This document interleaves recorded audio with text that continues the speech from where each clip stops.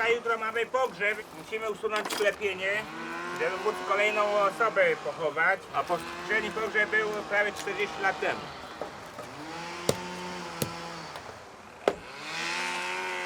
Dawniej mówili kopidą, bo kopidą to wiadomo, że kopał doły. A grabarz to tak się za bardzo dobrze nie kojarzy.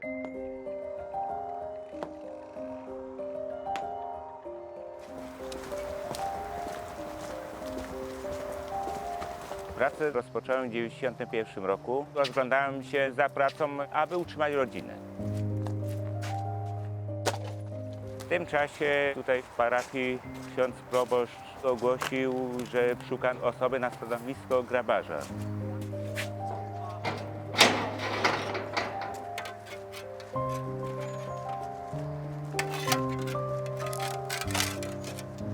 Warunek był taki, nie wolno palić, nie wolno pić, bo poprzednicy bardzo dużo pili, nieraz na czas nie przygotowali mogił, niekiedy pół metra ukopali i już leżeli niezdatni do pracy w tej mogile.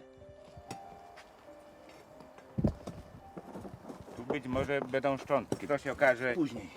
Zgłosiłem się, no i udało mi się tą pracę uzyskać, no i zaczął się następny problem. Reakcja rodziny. Skończysz tak samo jak poprzednicy. No ale dzięki Bogu udało się, że nie piję, no i 33 rok już pracuję.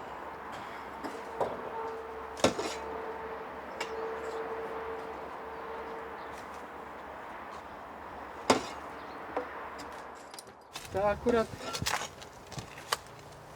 pani chciała przenieść te szczątki gdzieś tam. Tu niby grób był, a nie poszli tu. Jak dla mnie praca jak praca. Taka była, taką się podjąłem. Bo najgorszy dzień to poniedziałek. Najgorzej się rozkręcić. Tam był kiedyś grób podwójny, lastrykowy. Jak zmieniali, to zmienili na pojedynczy. Dlatego te szczątki tam są. Emocje kolega miał przed chwilą, bo nagle wpadł. No to tak jakby w szybkiej windzie takie. Nagle się znajdujesz pół metra niżej.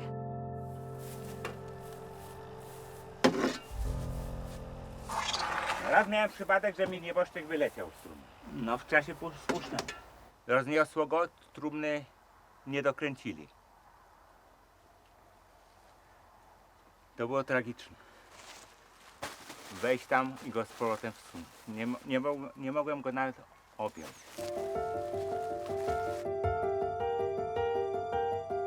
'91 i 3 rok. No to 30 lat minęło.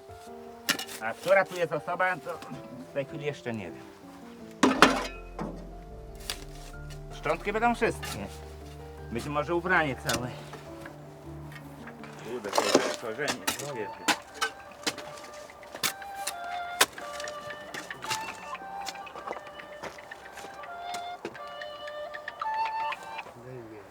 Tak, słucham. Ja tam za chwilę podejdę, bo jestem na końcu. No rozumiem, zaraz tam dojdę do parę minut. Już idę.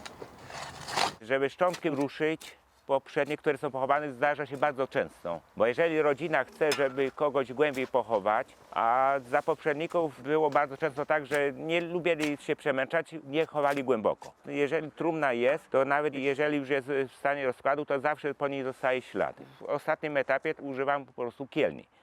No, żeby uszanować te szczątki, żeby ich nie zniszczyć. Przychodzi pani z pogrzebem, jest grób podwójny. Po jednej stronie tam był pochowany jej tato, teraz mama ma być chowana, ale prosi nas, żeby kopać po tej stronie co tato, bo mówi, że jej ciągle tato przychodzi, mówi, że jej ciężko. Na jej prośbę przygotowujemy mogiłę po tej stronie. Okazuje się, że ledwie tam pół metra żeśmy ukopali, a tam całe elementy nagrobka były wrzucone przez mojego poprzednika. Żeśmy te elementy powyciągali, wywieźli i została tam pochowana i za pewien czas pani przychodzi, mówi dziękuję, bo mówi ojciec przestał przychodzić. Już nie narzekam, że mu ciężko.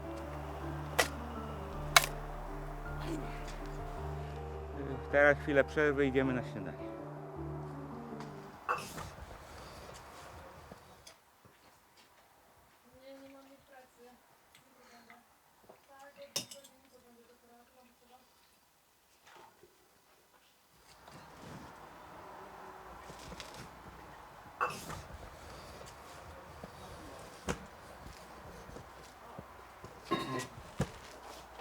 Dzisiaj pierwszy czy drugi?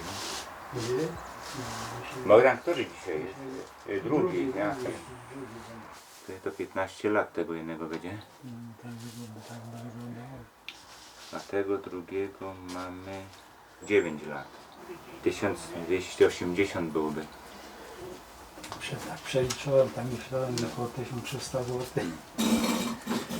I na 20 lat jest opłacone. Proszę.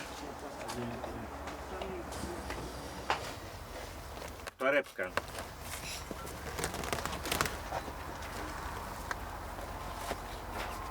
To jest mama tego zmarłego. Zazwyczaj chowujemy tak jak do ślubu w stali. Stoimy przed grobem, to z prawej strony jest mąż pochowany i żeby po prawej ręce później była żona.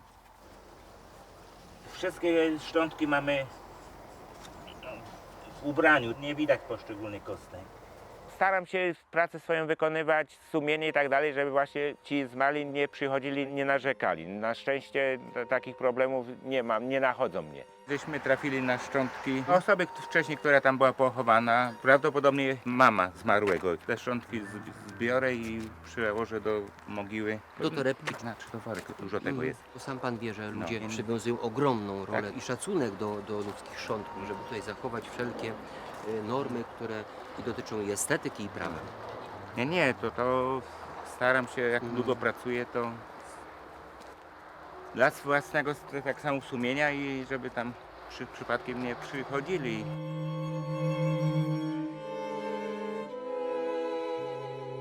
Sam jestem ojcem i jeżeli rodzice dzieci chowią, to mimo tylu lat łzy też mi ciekną.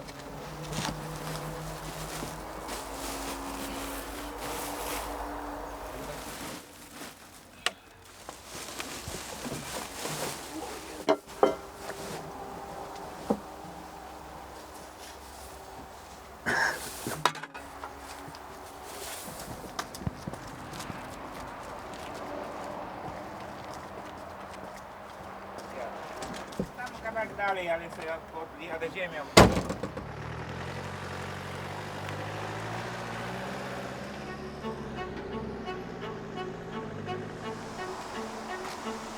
Dzień dobry. Dobry.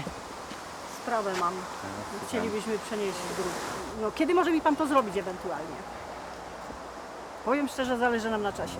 15 Po 15 października października można, do tak? 15 marca i Aha, ten. w tym okresie można No to tak, zrobić, tak. tak? No. Pokaże mi pani te miejsca, które do likwidacji, do którego szczątki przełożymy. Jeżeli będzie chciała być pani przy tym, nie ma problemu. No niekoniecznie. No ale mówię, mnie to nie przeszkadza.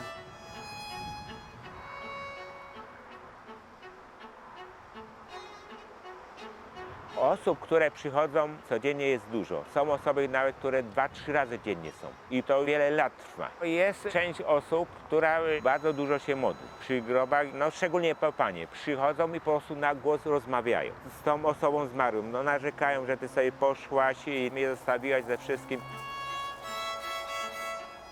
Na cmentarz. Przychodzę od dawna, żeby zrobić porządek, żeby zaświecić świecę. No i wspomnieć z mężem pewne lata, jakie przeżyliśmy. Przychodzę i rozmawiamy sobie. Ja mówię i myślę, że do niego dociera. Czarno-białe. Tak jak to? No czarno-białe, bo nie, sepsa to nie jest. Nie, no to mówię czarno-białe. Robimy białe tło, no mówię, bo on zginie. Ten pasek już w ogóle, a tu dlatego nie ma sensu. To jest takie 12,5. Zobaczymy do szerokości, jak będzie nam pasować, który wymiar. Gdzieś. Jaki czas realizacji? No to tak do 2 tygodni, póki pogody są. Zaliczkujemy, czy przy odbierze wszystko? Dobrze, znamy się, nie ma Dobra, wstępu. to nie uciekamy, No, nie umieramy, nie dobra. mamy zamiaru na razie, nie? No.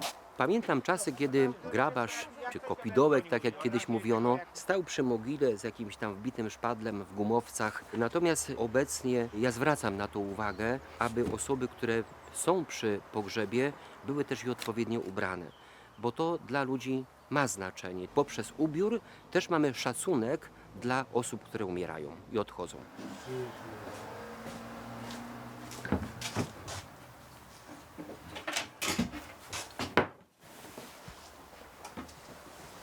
Chyba z kwiatkami w tej chwili. Święty Paweł w hymnie o miłości mówi, że miłość nigdy nie ustaje, że to jest najpiękniejsza cecha, jaką Pan Bóg obdarzył ludzi. I choć formalnie to rozstanie przychodzi, to ta miłość trwa wiecznie. Ona nigdy nie ustaje i za tą miłością człowiek po prostu tęskni. Witaj królową, matko miłosierdzia, życie słodyczy i nadziejo nasza witaj.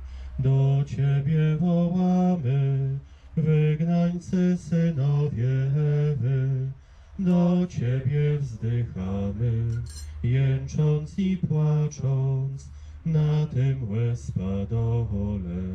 Przeto, orędowniczko nasza, one miłosierne oczy Twoje na nas wróć, a Jezusa, błogosławiony owoc żywota Twojego, po tym wygnaniu nam okaż. O łaskawa, o litościwa, o słodka Panno Maryjo. Prochem jesteś i w proch się obrócisz, ale Pan Cię wskrzesi w dniu ostatecznym. Żyj w pokoju.